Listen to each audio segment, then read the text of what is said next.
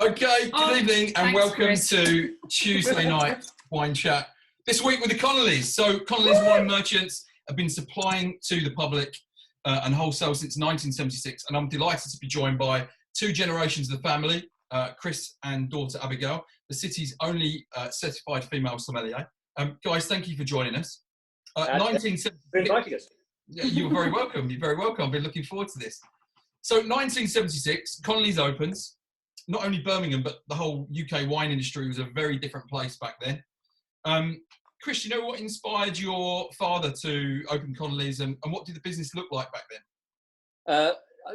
It's fair to say what inspired him to do so was redundancy. Okay.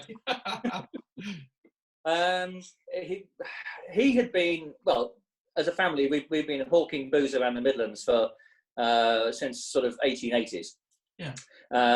The business the old family business, had been taken over in 1960 by Harvey's of Bristol. The Bristol Cream people, amongst many other things. And in 1976, they decided to dispense with his services. And knowing nothing else, he decided to sort of start afresh and open up again. So it wasn't as though, let's be absolutely honest here, it wasn't a vision that he'd had for years and years and years. It was driven by necessity rather than anything else. But nonetheless, he set up in 1976 in Edmund Street, just across the road from your stamping ground. Oh yeah, okay. And when it was still the eye hospital. Yeah. Most of what was done those days was sort of supplying the local, corporate dining rooms and that sort of thing. But yes, it was a very, very different wine scene from what it is these days. I mean, essentially, I did my diploma in 1983 and 1984, and there were no questions effectively that involved anything outside of Europe. So, back in 1976, Australian wine was still a joke. There was the Monty Python sketch about which I won't sort of bore you with, or even attempt an Australian accent. So it was Australian wine, New World wine generally. It was a joke. Yeah. And as I say, everything was Europe. Everything was basically French and German. Yeah. I think you forget now just how important German wine was in the sort of 70s and early part of the 80s. I would say probably at that stage that at least half of the white wines we were selling were probably German. Yeah. But it's that German wine that we were drinking then that's kind of damaged the reputation of German wine now, would you say? Or maybe a little bit later on with the kind of 1.5 litre bottles of Lieberfan milk and, I think to an extent, yes. I mean, there was still great German wine being produced then, as there is now. But there was also an awful lot of filth being produced. There became a stigma attached to Germany, which we're still, working our way through, if you like, certainly amongst my generation. But I think as far as Abi's generation is concerned, they don't remember crimes such as, Black Tower and so on. And actually, the big brands were not so bad. It was the really cheap stuff that got flogged that was really poor. But there we go. But Spain, we just started to see at that stage, a few Riojas coming into the country, but that was basically it. Spain otherwise was just about sherry, and sherry was big. Portugal, nothing apart from port. Yeah. And Italy was just big bottles of Soave and Valpolicella, and the occasional sort of raffia wrapped flask of Chianti. Yeah, absolutely. Yeah. Even Chianti's changed so much since then as well, hasn't it? It's become a more serious wine in absolutely recent generations. But you know, you've got stores trading. You've got Jewelry Quarter, which is now Arch 13, and Connolly's Yep. Wine Store at the back, which is where Abi comes in, of course, and Dove House Parade in Solihull, two really well known and affectionately loved businesses. When did these both start trading in their current locations? We moved into Livery Street in 1991. As I say, we started off in 1976 at Edmund Street. In 1982, 83, we had to leave there and moved further up the road in Edmund Street, and then we left there in 1991 and moved into Livery Street, where we've been ever since, which is really quite scary when you think about it. It's nearly 30 years, but yeah, still there and still fighting. And then, set up the bar, 2 years ago? Yeah, was it? Yeah, of course, yeah. And so you were involved in the business from quite early on, weren't you, Chris? When did you? Sorry. When did you get involved with Connolly's Wine Merchants? Straight from day one? No, I'm not quite that old. I don't mean in 1880. But I started in 1980. The business was going from 76, and after Liverpool University decided to dispense with my attempts at being a student. That was in 19. I did the short course. I was there from 78 to 79, and then, having toyed with one or two other things, I joined my father to help him out just for a few months until I decided where I was going with my life, and that was in the very early days of 1980. Yeah. And I still haven't decided where I'm going, so that's where I'm going. I think you made the right choice. I think you did. Just now, Abi mentioned earlier, Birmingham's only female certified sommelier. I'm going to come back to that in a little while and ask you about that. But I recall getting in touch with you. I was at Hotel de Van. I don't know which sommelier it was at the time that had left me, had abandoned me, and I needed a great sommelier for Hotel de Van. And I asked around for your phone number, and you told me, I think you were at the Bluebell at the time, you said, well, I already know where I'm going from this job, but I can't say anything about it just yet. But I'll let you know soon. And it was the reimagining of Jewelry Quarter Connolly's. It was Arch 13. So talk to me a bit about your career before kind of joining the family business, because you didn't start off in the Connolly's Wine Dynasty, did you? No, it was the Wine Dynasty was the last thing I think I wanted to go into. In all honesty, having grown up with two parents that work together in the wine world, the idea of going into the wine world, frankly, just horrified me. In my younger years, pre-wine drinking, I suppose, is the best way of putting that. I started off in hospitality when I was 16, 17. At the time, I was, training to auditioning for drama school and, hoping to be a star. That, like my dad's university life, didn't really go as planned. And I thought I'd go into something else. So I was already working part-time in a little brasserie, who's, great little job to start with in hospitality, but your target market is kind of retirement age and onwards quite dramatically. Lovely little job nonetheless. And then I decided to give chefing a go. NVQ in professional cookery after my A-levels. And I started on a culinary arts degree. And in the culinary, whilst I was training at UCB. My first year, I was working at what was the Asquith, which is now Ginger's Bar, Purnell's Bistro, sorry. And I was out front of house there, even though I was studying for culinary arts, which made sense only to me. And then went on for a year in France, where I did 6 months in the kitchen. Wow. I realised I didn't want to be a chef, and then did 6 months out front of house. Yeah. Because I don't know if anyone's aware of what kitchen life is like, it's 100 times worse when they're swearing at you in French and you have no idea what's going on. Just dodging pans and pots. And you're just standing there like, I don't know what's happening. So that turned me off chefing quite quickly. When I got back from France, obviously I picked up a little bit on the wine side of things in France. And when I got back, I started working at Carter's, where I would spend the next 3 years, going from part-time to full-time to sommelier in rapid succession.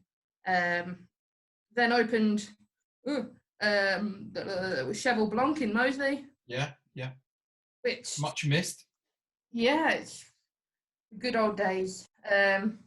Which, you know what, we had some fun. We kind of ran a business, but we had a lot of fun. There were lots of wine tastings and lots of fun bits and, fair few parties and things like that. And then I decided to get a bit more serious about my life and, went to the Bluebell and you got in touch and I declined you gracefully. You did.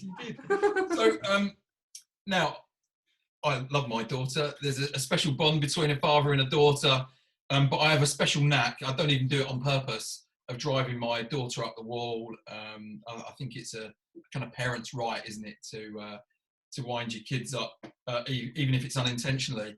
How's it been? And I'm sure that that frustration of the son or daughter as well. How's it been like working with your dad? Can he still hear me? He can still hear you, yeah. Yes.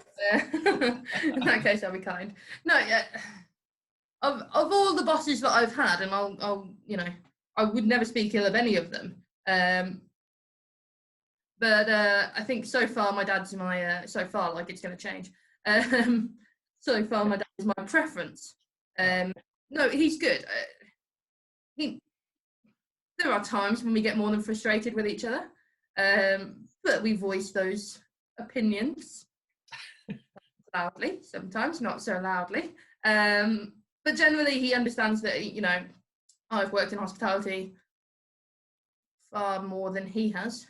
I don't know how long he spent behind the pub where he used to work, behind the bar there, but very little experience in the hospitality side coming from my father, and I think he generally appreciates that I kind of know what I'm doing. Yeah. Even if sometimes I use the Connolly wing it technique and see what happens. Now, Chris, must be a dream to have your daughter working with you. I know it would be for me. How do you guys draw a line as to who decides what? I mean, maybe Abi alluded to it a bit there. To be honest, I mean, although I've thought for a long time, to be honest, that actually the Arch lent itself to being a sort of bar, and it's got a great atmosphere and so on. But we would not have set about doing it had Abi not been interested in coming on board. Oh, yeah. It's as simple as that. Yeah. And essentially, I mean, without sort of blowing too much smoke, but my respect for her has leapt immeasurably as the whole bar thing has come about. Because this is being recorded, I can take a copy of that. You can use this. She really doesn't know what she's doing. I mean, clearly, she got a first from UCB in culinary arts management. She knows the sort of business side of things. She's also a trained chef, and she's been in hospitality since she was 17. So, if you were actually writing a sort of job spec, then she ticks all the boxes. Yeah. And I'm a bit of a say, when it comes to any issues on the bar side of things, it's her department. There will be odd occasions when I will make an observation, but always very polite. You've learnt from that now, and and yeah, I think it works. Yeah. It's brilliant to hear. Now, it's very different from when she was a door-slamming teenager. Okay, we can stop now. We can. Yeah. So listen, Abi, for those not in the know, can you describe what Arch 13 is and what someone might expect from a visit to Arch 13? Arch 13 is the best place in the world. That's it. So what is that? So we are a wine bar. We are we try, and I think sometimes the word wine bar has quite a stuffy reputation. We try and get rid of all of that a little bit. We're quite friendly. We're quite nice people. We don't just do wine. We do all sorts of different drinks. That's it. When we open, we do all sorts of different drinks. But we obviously specialise in wine. The whole idea is that you can pick a glass off our carefully curated and interesting list if you want to go by the glass. If you want to go by the bottle, then you have essentially free reign over whatever's in the shop, and we just add on a slight corkage. Mm-hmm. Alongside that is obviously the kind of more kitchen side of things, where we have cheeses, meats, and we try to use mostly British produce. Mm-hmm. Something is really, really, really good from elsewhere. And sometimes they are. Sometimes the cheese lady gives me something and then tells me it's French, and I go, but yeah, so we do kind of deli boards, like kind of cheese boards, meat boards, and things along those kind of lines. But we try to keep everything personal. We try to keep everything friendly. We try to be approachable about everything. So wine can often be intimidating, but it shouldn't be. The staff can always recommend anything, even if you have no idea what's going on. And yeah, hopefully from experience they are approachable time for everyone. Yeah, from experience they are very approachable. They're chatty. They want to talk to you, which is great. Now, Chris, just a couple of weeks before lockdown, you made some changes to the Dove House Parade store. What was that about? What were the changes? Well, I guess since we opened Arch 13, it's always been one of those sort of, when do we move on to the next stage? Just after Christmas, Abi came up with this proposal as a pop-up to open. So we've got Arch 13 at Connolly's, and then we had upstairs at Connolly's because it's upstairs, pleased in the name. But we were only doing it as a pop-up. But nonetheless, we put quite a lot of work into it. Redecorated up there. Put a sort of pop-up bar effectively, and changed the lighting and so on. And actually, I say to people, it's been like a sort of speakeasy. It's just really relaxed, lovely vibe up there. Yeah. And for the last 2 months, we were just doing it as a pop-up in March, and then we were going to close it down and then reopen it later in the year. So it did 2 weeks, not the whole of March, obviously, and then had to close down. And for the last 2 months, whenever I've been going into the store, it's been closed, but obviously we'll go in from time to time. And I go upstairs and I look at it and I think, oh, this is so lovely. And it's, don't get me wrong, the whole coronavirus thing has created heartache off the scale for many people. So actually, the loss of a bar, even temporarily, is almost neither here nor there. But nonetheless, you go up there and think, I'd love to be, how soon before we can bring this back? Because in actual fact, that part of Alton is a relative desert in terms of bars. Yeah. There's very, very little there at all. So hopefully it will, like a phoenix from the ashes, it'll come back. I'm sure it will. As a Solihull resident, I very much look forward to setting foot upstairs and partaking in some libation. Now, I'm sure everyone's wondering, what do people who own a wine business, they've got unlimited supply of wine around them, what do they choose to drink when they're sitting at home? So what are you guys drinking this evening? So Abi, what have you got in your glass? I have got Forster Pechstein Riesling from the guys at Villa Wolf. Yes, yeah, lovely drop. So talking about German Riesling, nice German Riesling. I went to visit them last summer and tasted this while I was there and was enamoured with it almost immediately. I think it's great and it's such good value and it's I'm happy. Brilliant, thank you. Chris, what have you got there? You're double parked, as I understand. Sorry? You're double parked. Ubu. But perhaps more relevantly, 47 degrees, which is from an old mate of ours, Pascal Marchand, he's a French Canadian, he's a Quebecois, but he's essentially been in Burgundy for years and years and years. He used to be the winemaker, when we first got to know him, he was at Clos des Epinaux, which is if there was a Grand Cru in the Côte d'Ivoire, it would be Clos des Epinaux. Okay. Wonderful, wonderful pommard, absolutely stunning. And he turned the whole thing over to biodynamics, and he had horses in the vineyards and all this sort of thing. Anyway, he subsequently moved on. He was headhunted by Boisset and was winemaker at Domaine La Boucherie. And then he set up on his own, or with a business partner. God, it must be 10, 15 years ago now. But he's a sort of micro negoce. So he doesn't have, I don't think, anything in the way of vineyards, but he buys parcels of grapes from here and there, and makes some fabulous wine. It's a blend, so it's only Bourgogne Rouge. That's the appellation, but it's little parcels that he buys of village wines. So where it doesn't justify the grower actually producing the wine as that village. So he'll buy a little bit of Fissac from here, a little bit of Marsanne from there.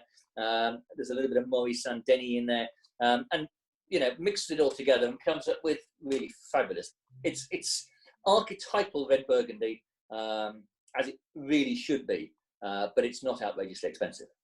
So you've convinced me that I need to try some of that. This is obviously something you stock as well, anyway. Oh yeah. And it is on the wine lists of one or two highly regarded local restaurants. Yeah. Well, what we will do is after this evening, we'll post what those wines were that you were drinking. So if people want to try them, they can buy them. I've got I'm drinking something by Natchbil, a Romanian producer, and you've got now. I bought this wine because I tried it and I loved it. It's an off-dry Riesling, but you were telling me a really interesting story the other day about this producer, because you went on a trip to Romania, and the only winery that you visited that was a natural wine producer was this one, but they hands down had the best wines. Yeah, I mean that's not. We visited a couple of wineries, but because the communications in Romania are so appalling, and literally once you get outside of Bucharest, you see more horses and carts, and there was one village, small town that we were driving through, and there were a couple of oxen just sort of strolling down the road, minding their own business, just all on their own, and it's a bit like Solihull. It's a very, very different sort of quality of life. But so we had meetings. Essentially, we were based out in one winery, and then had people from all over the country come to visit us. Yeah. And the conclusion that we largely came away with was that there were a lot of highly extracted, over-alcoholic, overdone wines that were there. They were all right. But on the flight over, I'd been having a chat with the owner of a natural wine bar in Liverpool, a guy called Bobby. And I'd given him my standard sort of fairly dismissive view of the natural wine market. And he'd said, "You just don't know what you're talking about," essentially. And he said, "Yeah, sure, there's some rubbish natural wines, but like everything, there's some really good ones." And then when on the last night, we were introduced to Natchbil. So we didn't visit the vineyard, but they came to us. But by a country mile, they were the best wines on the trip. And it although I remain sort of open-minded, and I think there were still some questionable natural wines around. I mean, I'm not sort of totally sold on the concept, but nonetheless, it did really open my eyes to the quality of wines that are coming out of the whole natural wine scene. And they're lovely. There's a sense of purity about the natural wines that I think is just gorgeous. So we shipped them over alongside Bobby. We brought a parcel over, And then lo and behold, we find that one of the big boys has muscled in about 3 or 4 months later, and secured the sort of UK agency. So yeah, there we go. But I have to say, yeah, this is wine. exceptional. It's fresh, zesty, clean, elegant, really great wine. Transport is only natural winery. Yeah, no, that's brilliant. Now, Abi, I hear you've got some news about Arch 13. Is there anything you can share with us? Oh, well, I suppose it's about time, isn't it? Exclusive on a hand here, folks. We are... Hold the front page. Hold the front page. Reopening the doors as such. Now, that is to say, of course, we are not reopening as a bar. The idea... The concept of reopening as a bar currently is kind of, still quite a way off. Mm-hmm. Obviously, we've been doing a bit on the home delivery side, but we are now looking at kind of what happens next. Where do we go from here? So as of Monday, we will be opening the deli and grocery side of Arch 13. As well as obviously reopening the wine shops. So essentially, we're all about kind of championing local and doing the best we can with local suppliers, local producers. So we've got a lot of the guys from the local farmers markets and things getting involved. Obviously Pips and Ludlow's pickles and all that kind of thing. Yeah. And doing a kind of indoor farmers market constantly, if that makes sense. There'll also be kind of fresh fruit and veg, sandwiches and salads, which will be available on click and collect. So, all you have to do is turn up and it's ready for you. You don't have to wait around. There's no awkward 2-meter standing for any length of time. And essentially you can get everything that you need for your dinner, ideally, and the wine to go with it is the plan. Well, of course, the whole of Birmingham social media gushes over the Arch 13 cheese selection, it's fair to say. So, and speaking from experience, in the run-up to the now postponed Birmingham Wine Weekend, Alex, Mrs. Elvin and I popped into Arch 13, had some amazing cheeses on our little pit stop there. And actually, we had the cheese with some stunning sherry. And of course, everyone thinks of, you drink port with sherry or port with cheese or red wine with cheese. But of course... You can drink port and sherry, but that sounds like a hangover. Well, yes, yeah, I'm sure I have done on plenty of occasions. But actually, there's a whole world of amazing pairings with cheese that have got nothing to do with red wine and port, haven't they? So, what are some of your favourite pairings? Abi, first of all, what would something you could recommend that's maybe not that typical port? Yeah, well, when you think about port goes with basically one cheese, and that is Stilton or anything Stilton-esque in variety. That is to say, an English blue. Cheese, as a standout, there are so many varieties of cheese, so many styles, and they all have different kind of rules when it comes to pairing. So something like a brie or, a camembert, that kind of variety, a softer style. Chardonnay is always kind of your best bet. That butteriness, that richness, also goes well with a nice aged Riesling, or Champagne is just perfect as well. I know what my dad's favourite pairing is, so I'll skip over that, I think. What I've had recently is actually talking about Knackville. They do a Grunspitz, which has a little bit of skin contact, so it's classified as an orange wine. Yeah. Had that with a cheese called Rollright, which is a washed cheese from Oxfordshire. So washing a cheese it essentially allows a different bacteria to form on the outside, which gives it more pungency. So things like a Poisse is a washed cheese. Yeah. Quite strong washed cheese. But Rollright's kind of on the same kind of scale. And I had that with the Grunspitz from Knackville, the orange wine, and it was just perfect. It was, I think, one of my favourite cheese and wine pairings. Oh, really? And Chris, a little tip from you on wine and cheese pairing? Maybe something less conventional? I struggle to come up with the same sort of level of knowledge that Abi has about cheese, certainly. But I mean, the classic that I do tend to mention to people is there's a village right in Chavignon, which is in the heart of Sancerre.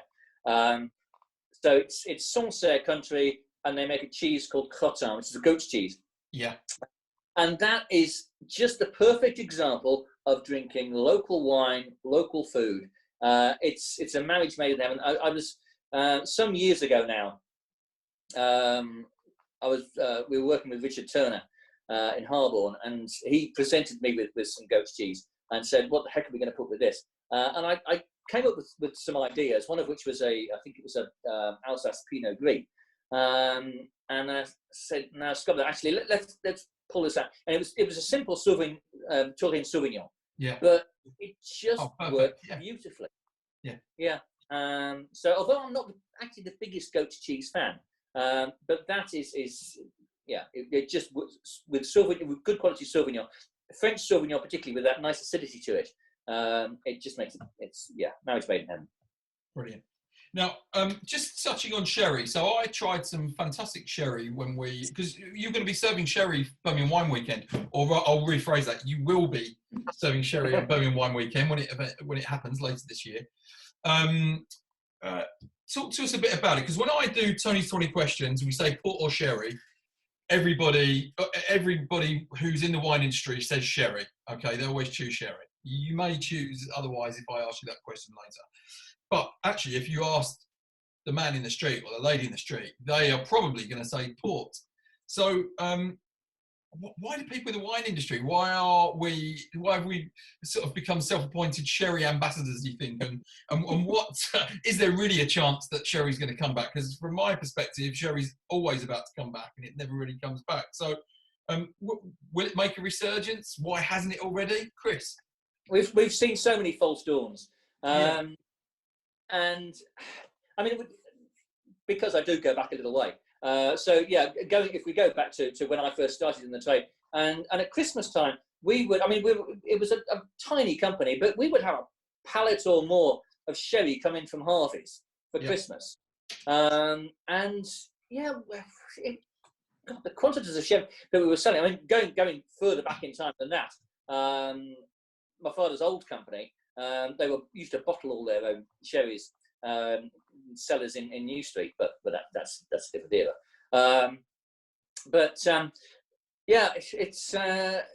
And then there was the big. I don't know whether you came across but it was before your time. But the Rumassa scandal in the 1980s, which did a lot of damage to the sherry industry, and I think also it was a time in the 1980s where you had the sort of Cinzano martini, because obviously it's an aperitif, or making you drunk as an aperitif, and there were other things coming into the marketplace, as I say, such as the vermouths and so on, and I suppose because sherry seemed to have been around for so long, that it again got this sort of stigma attached to it, that it was all about sort of the bottle that Granny brought out at Christmas time and Vicar's tea parties and this sort of thing. And it just wasn't contemporary. It was old fashioned. Yeah. And whilst then, again, there were also so many other new wines coming through from the New World and so on. The market just disappeared. Can it come back? Can it make a resurgence? Can it come back? Absolutely. I mean, the quality of sherry coming in these, and the fact it's such brilliant value for money. I was going to say the value is incredible. When I look back at my father's old wine lists from the 1950s and so on, and you see the price of a bottle of I don't know, Tia Pepe or something was 10 and sixpence, or something along those lines, and you could get a bottle of really good top end Cru Classé Bordeaux for £1.50 or so, and now the bottle of Bordeaux is 75 quid. The bottle of sherry is still only 12 or 15. Yeah. And it's, as I say, it's phenomenally good value for money. I mean, obviously the market has also evolved so that there are so many different styles that you can get these days. and it's just great wines. At, you know, if it was Bordeaux, you'd be paying hundreds of pounds a bottle, and sherry you're paying 20 or 30. So thank you, Abi. Sherry fan? Yes. So did you choose the wines for Arch 13 on Birmingham Wine Weekend? Yeah. Yeah. So what were they? Remind me, because it So was one we in had. particular that I thought was amazing. I'll put you on the spot there, haven't I? God, how long ago was that?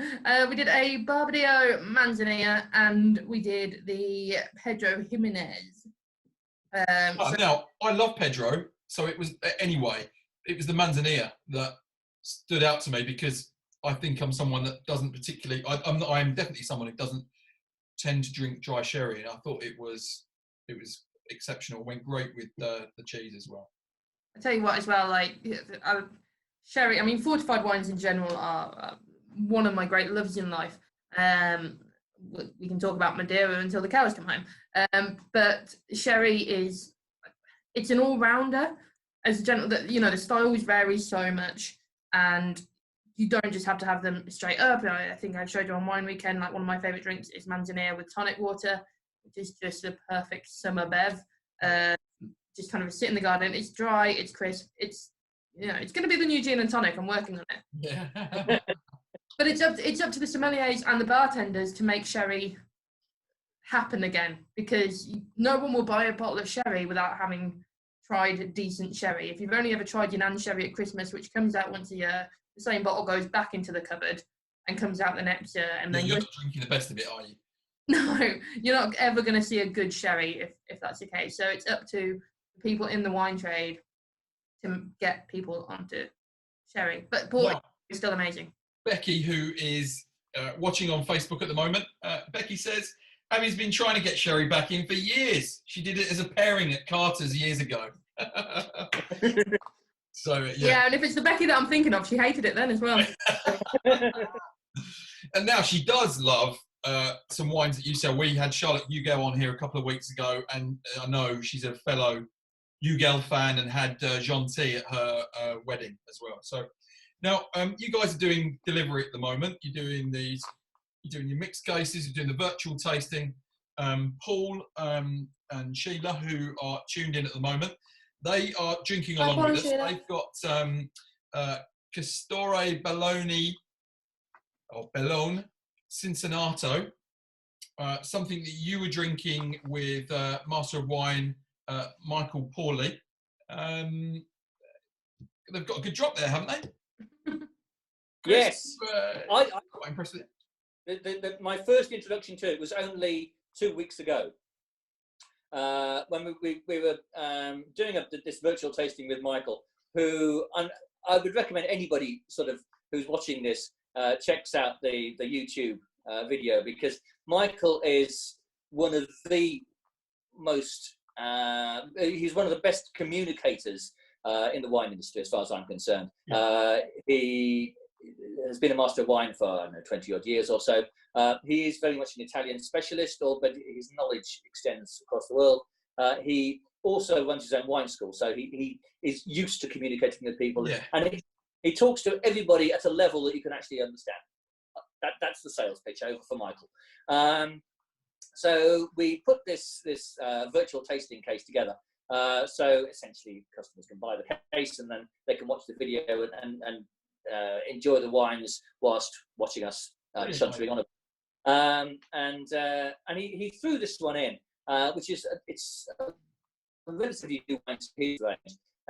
As I say, he's an Italian specialist. Whilst we ship from a number of places around the world, we do also rely upon people like Michael, who just knows the area so well to find interesting things. And so he largely works with small individual growers, but in this instance, he found himself in Lazio, which is where this comes from, and fell into this cooperative. And it's not the sort of place he would normally go to, but he tasted the wines with them. And Bologna, which is a great variety he'd never come across before, and that's really sad. Certainly, mere mortals such as ourselves had never heard of it before. Well, I was relieved to hear that you'd not heard of it as well when you told me what it was. Yeah. But when we tasted it with him on the virtual tasting, I thought it was really stunning. It's got this wonderful. It's not an expensive wine. I mean, one of the things about what we try to do is to keep wine accessible. So it's around the sort of 10 or 11 quid mark. Yeah. But it's got this lovely sort of minerality to it, as well as the sort of white peach melon fruit to it. Yeah, I mean, I'm sorry, you'll have to forgive me. I forget the name of the people who are drinking it at the moment. Paul and Sheila, yeah. Paul and Sheila. But I hope they're enjoying it, because in fact, I have a sneaking suspicion that that's actually what Mrs. Connolly is drinking while she's sat outside. Brilliant. Right now, Chris, I'm sorry to say, this is your. I'm sorry to say, because I'm going to put you under pressure now. This is. Yay! I can't wait for this. In 2 minutes, and you're both going to have to face it this week. I'm looking at your screen now. I'm wondering if you've deliberately made it free so that you don't have to do it. But you're back with us. So, okay. So, Chris, this is your 20 questions in 2 minutes. No messing around. First answer, please. Choice one of two. Here we go. Chardonnay or Sauvignon Blanc? Oh, Chardonnay. Fine dining or steak and chips? I hate the term fine dining. Steak and chips. Oaked or unoaked? Oaked. Apple or Android? Android. Bordeaux or Burgundy? Burgundy. Dove House or Arch 13? Come on. Arch 13. Cremant or Cava? Cava. Pint shop or Pure Bar? Pure Bar. Cristal or Dom Perignon? Cristal. Regular wine or natural wine? Regular wine. Syrah or Shiraz? Syrah. Adams or Purnell's? Purnell's. Malbec. Sorry, Adams. Say that again. I said sorry, Adam. He's never been, to be fair. Malbec or Cabernet Sauvignon? Cabernet Sauvignon. New World or Old World? Old World. Left bank or right bank? Left bank. Stilton or Roquefort? Stilton. Cheese before dessert or after dessert? After dessert. Port or sherry? Sherry. Joe Exotic or Carol Baskin? You're crediting me with knowledge of something of which I really don't understand. Okay, Pinot Gris or Pinot Grigio? Great. Pinot Gris. Fantastic. That has been your 20 questions in 2 minutes. Thank you very much. Well done.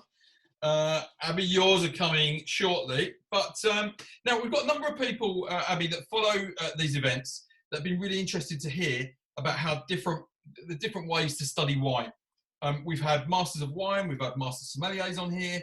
You are Birmingham's only female certified sommelier. What does that mean? It means I'm not anywhere near as qualified as Nigel, whoever you've had on before. Well, you did come across him in this process, did you not? Is that right? Yeah, I did, yeah. Focusing less on the female side, because I'm sure we all know what that bit means. Yeah.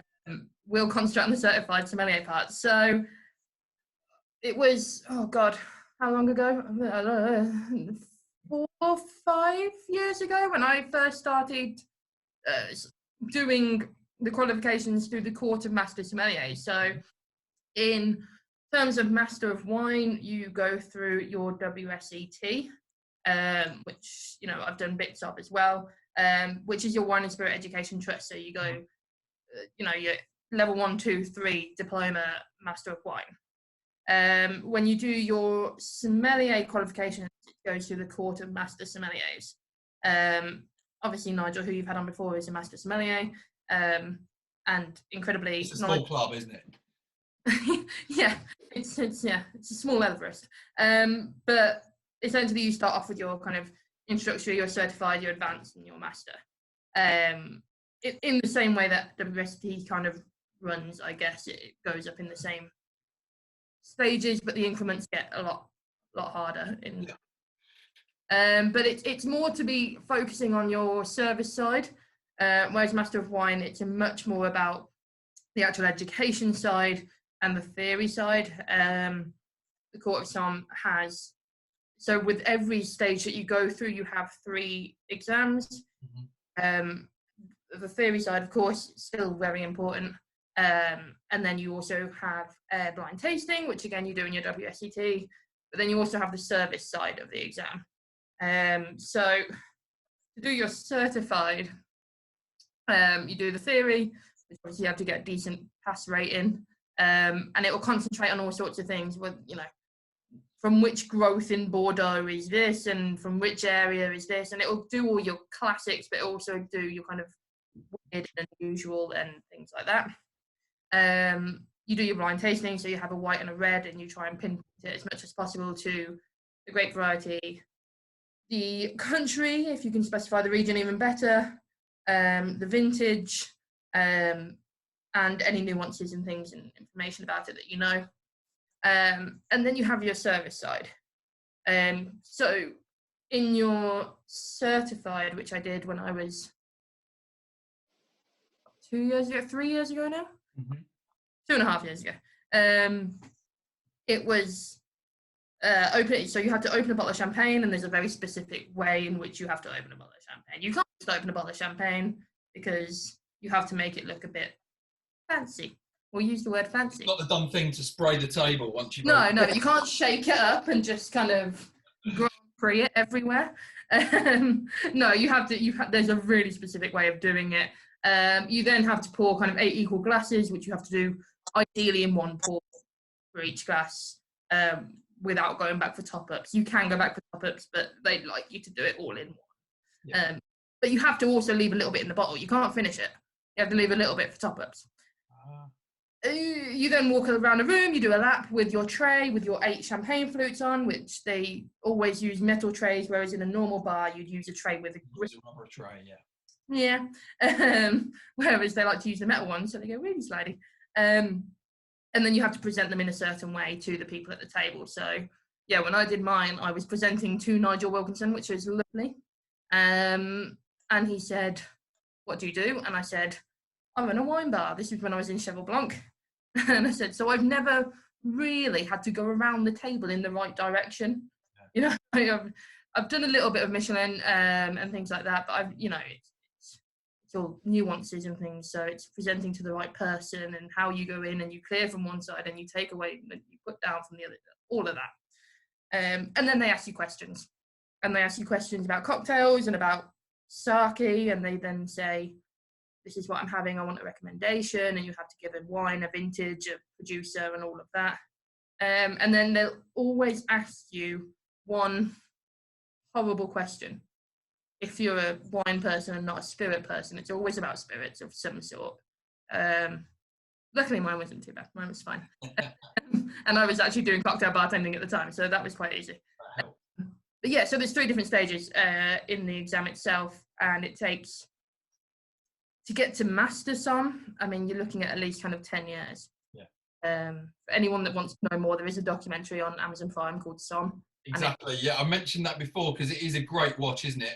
Yeah. As are Somme 2 and Somme 3, and I think Somme TV is on the way as well. But yeah, that is just a fantastic documentary. But it's funny as well, isn't it? It's absorbing.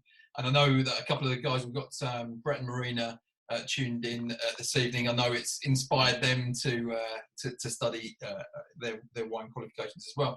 I mean, is there anything you miss from working in restaurants at all? And the second part of the question is, how do you see restaurants emerging from this current crisis we're in? Is there anything I miss? In a very bizarre and strange way, I miss working with chefs. And I always kind of liked the idea of going into bars so that I didn't have to be around chefs anymore.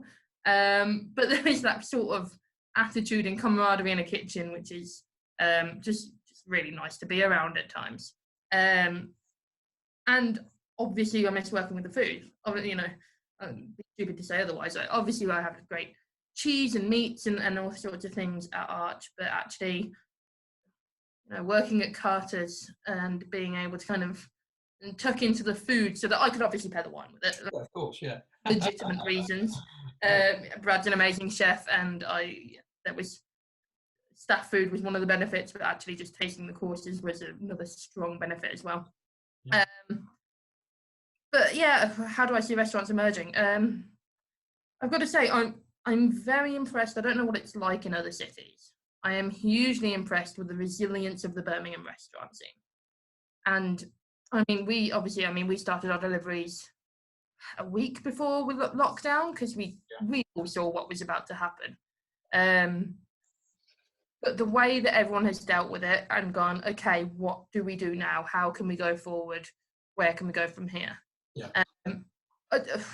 I don't know how it's going to happen in the future. I mean, I don't think you can have fine dining without human interaction with masks and gloves and things. I just don't think if you're paying, £100 for a meal for people to talk to you about that meal, I don't know how that's going to work. You don't want to be served by the scientist from ET, do you? Exactly. Yeah, exactly. There's a level of hospitality where it's all about being hospitable. That's the whole idea. And actually, if you can get a really good meal at home, like the guys, I mean, we had Peels on Wheels the other week. I know Dad had it at the weekend. And we've fat snags several times. And I've got Meat Shack coming this weekend. I'm very excited.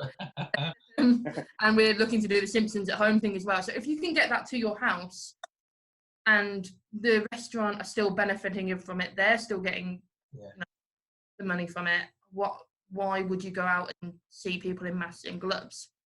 At the same time, there's the other side of things, which is the social aspect, which you just don't get when I love my boyfriend with all my heart, but sometimes I want to see people that aren't him.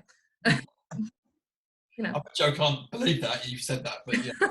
I hope he's not watching this right now. He's like, I'm cooking you dinner. What are you doing? But I honestly don't know what's going to happen next. Obviously, we have a plan for the time being. Where does it go next? I don't know. It's terrifying. Think about. I think the home delivery side will continue at least for a little while, and certainly as the lockdown just eases slightly, such that people can socialise that much more. They can have people around to their homes, but they won't necessarily want to be. Well, they may not be able to go to restaurants. Obviously, the whole social distancing thing in restaurants makes things very difficult, and whether it's necessarily commercial for the restaurant to operate under those circumstances is a question. But the fact that you can get, I mean, the Peels on Wheels that we had last weekend was fabulous. Yeah, our experience was amazing, Yeah, and we've had delivery from Little Blackwood and so on. And whilst these businesses adapting, isn't it? Exactly. Yeah. Exactly. Whilst people mourn the demise of Cheval Blanc, and quite rightly so, the demise of Cheval Blanc, there would be no Little Blackwood. But yes. So I can see more of that sort of element of delivery taking place, as I say, and people having dinner parties and but doing it with so you've still got some of the social aspect there, but as I say, with Michelin star food or whatever. Yeah, no, brilliant, thank you. So now I'm going to, Abi, it's almost time for your 20 questions, but we're kind of running out of time as well. So I've got a quick, I want you to give me a quick answer on this each. A recommendation for an emerging nation or region's wines. Just one place to look for where you think people should try, maybe they've not tried before. Abi, if you could give me yours first. Let's go to Dad first. Okay, Dad first. Uruguay. Super. Any particular any grape to look out for there? Is it a Tannat or something maybe? Or yeah, I mean Tannat is their sort of piece of resistance, if you like. Yeah. But and a somewhat fleshier form of Tannat than you get from southern France. Yeah. I think it's a sorry. Yeah, that's enough. It's kind of Uruguay's Malbec, isn't it? If you like, maybe. Abi, emerging region? Romania. Romania, yeah, I'm with you there on that, yeah. And of course, the Natchbill wines available from Connolly's as well. And then if we were to ask for an affordable, entry-level, classic region wine, what would you go for? Chris? I So a great example from a classic region, a region everyone knows, but a great introduction or entry-level wine. I think this. I mean, Bordeaux, which historically has always been, in my experience, overpriced. But actually now there are some really interesting things coming through at the sort of Petit Chateau level. I mean, we work with Chateau Argadon, which we buy from this. Looking for a quick answer here, Chris. Sorry? We're looking for a quick answer here. Chateau Argadon, Bordeaux Supérieur. All right, brilliant, and we'll put that in the comments for people to be able to buy. Abi, we stock the Walt Riesling and the Guntram thing, which I hoping we still have some in stock. I had a bottle of the Guntram the other night, and it was just amazing. And the Walt Riesling is also incredible value for money. Obviously, German Riesling, try it again because it's not all sweet, horrible. I'm trying not to swear, rubbish. Go. Yeah, a huge Riesling lover. Okay, it's that time of night, Abi. It is your 20 questions. I'm looking forward to this. Look, she's refueled. Okay. She's ready to go. Abi, these are your 20 questions. No messing about. You're going to do better than your dad here in terms of giving me a straight answer very quickly. You're on the clock. Here's your 20 questions. Chardonnay or Sauvignon Blanc? Chardonnay. Fine dining or steak and chips? Fine dining. Oaked or unoaked? Oaked. Apple or Android? Android. Bordeaux or Burgundy? Burgundy. Dove House or Arch 13? Arch 13. Cremant or Cava? Carver. Gaucho or Fazenda? Fender, because I've never been to Gaucho. Sorry. Have you not? Cristal or Dom Perignon? Cristal. Regular wine or natural wine? Good wine. Can I go with good wine? Just Give me one of the two. Regular. Loire Valley or Marlborough? Loire Valley. Itihas or Ashes? Ashes. New World or Old World? New World. Left bank or right bank? Right bank. Manchego or Gouda? Gouda. Cheese before dessert or dessert before cheese? If I'm serving the table, it's cheese after, and if I'm not, it's cheese before. Give me one, come on. Cheese after. Okay. Port or sherry? Sherry. Ghetto Golf or Flight Club? Flight Club. Joe Exotic or Carol Baskin? So exotic. South America or South Africa? South Africa. Brilliant. Thank you very much. That was your 20 questions, Abi. Pretty good there. Thank you. Nailed it. Now, finally, as we wrap up this evening, everyone's holiday plans are completely up the Swanee right now. You've both been around the world tasting wine. Where would you suggest, if somebody had a dream holiday to book or plan for the future, to give them some inspiration for next year, where would you recommend that they go? The most beautiful wine setting I've ever visited is the Western Cape. Okay. It's one of those. There are all sorts of issues with obviously that South Africa has, and it's not necessarily sort of top of the Foreign Office's list of recommended places to go on holiday. The scenery is stunning. The people there are just lovely. Just be careful when you're there. But 360 degrees, and you're just amazed by the scenery all the way around. It's wonderful. Brilliant. Thank you, Chris. Abi? Now, I don't quite have the disposable income or the free trips that my dad's always seems to be. So I went to Germany last year, and the German wine. I brought it up again because I like it. I went to the German wine region last year on a wine trip, and it is. You know what? I wasn't expecting anything near what I got. It is the most incredible. We went to see the Donhof distillery. I've been spending too much time with my boyfriend. The Donhof winery in Nye, and it was something out of a storybook. It's like a fairy tale. Yeah. And the weather's amazing. The people are really lovely. Well, potentially because they know you're going to buy some wine. and the wines obviously speak for themselves. So Germany. Brilliant. Thank you for that. Well, I'll drink to that, guys. 2 lovely destinations there that hang I on. heartily recommend. Now, Okay. before we finish, the business desk, I've got a question here from Brett. The business desk are reporting an unprecedented amount of mergers and acquisitions at the moment. Do you foresee an opportunity for Connolly's in that at all? It's not something that I'd considered at this stage. You're about to go and look. Yeah. So no, that's something you consider at the moment. Yeah. Okay. Well, that's our last question for you this evening. Abi, Chris, thank you so much for joining us. It's been a pleasure to chat to you. Once again, the hours raced past. Thank you so much. Thanks for your time. Thank you for keeping Birmingham and the surrounds topped up with fantastic wine. And cheers.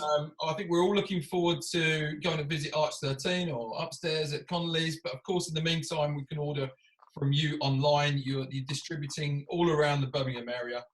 Ladies and gentlemen, next week I'm joined by Sonal Clare, GQ Sommelier of the Year 2018, General Manager of The Wilderness. But tonight it's been all about the Connolly's. Thank you so much for joining us. You've been brilliant. Thank you. Cheers.